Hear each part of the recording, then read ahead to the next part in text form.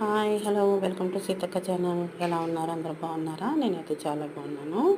ఈరోజు నేను పప్పు నిమ్మకాయ తయారు చేయడం చూపిస్తానండి. దానికి పెసరపప్పు తీసుకున్నాను, ముప్పావు కప్పు. ఇప్పుడు స్టవ్ వెలిగించుకొని పాన్ పెట్టుకుని ఈ పెసరపప్పుని లైట్గా ఫ్రై చేసుకుందామండి. ఎక్కువ ఫ్రై అవ్వక్కర్లేదు, లైట్గా ఫ్రై అవుతే సరిపోతుంది. ఇందులో నేను గ్లాసున్నర వాటర్ పోసుకుని మెత్తగా ఉడికించుకున్నాను అనమాట. ఇది మెత్తగా ఉడికిపోయాక పక్కకు తీసేసుకునండి. అదే పాన్లో మనకి దీనికి నెయ్యి పోపు అయితే చాలా టేస్టీగా ఉంటుందండి. అన్నిటికీ పప్పులు అన్నిటికీ బాగుంటుంది, దీనికైతే కంపల్సరీ నెయ్యి ఉంటేనే బాగుంటుందండి. నేను 2 స్పూన్లు నెయ్యి వేసుకున్నాను. ఇందులో 6-7 ఎల్లుల్లి రేకలు వేసాను. ఇవి బాగా ఫ్రై అవనిచ్చి 1/2 టీ స్పూన్ ఆవాలు, 1/2 టీ స్పూను జీలకర్ర వేసి ఫ్రై అవనిచ్చానండి. దీనికి ఒక 3 ఎండుమిర్చి తీసుకున్నాను, కొంచెం కరివేపాకు.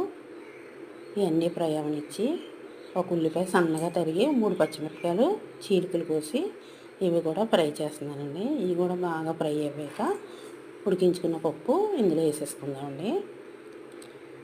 ఇందులో కొంచెం గట్టిగా ఉంది కాబట్టి ఇంకో గ్లాస్ వాటర్ వేసుకునండి. రుచికి సరిపడగా సాల్ట్ వేసుకుందాం. ఒక 1/4 టీ స్పూన్ పసుపు వేసుకుందామండి. ఒక్కసారి ఇలా వండి చూడండి, చాలా టేస్టీగా ఉంటుంది. మళ్ళీ చేసుకుంటారనమాట.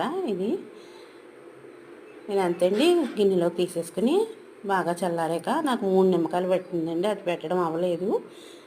లైక్ చేయండి, షేర్ చేయండి, సబ్స్క్రైబ్ చేసుకోండి.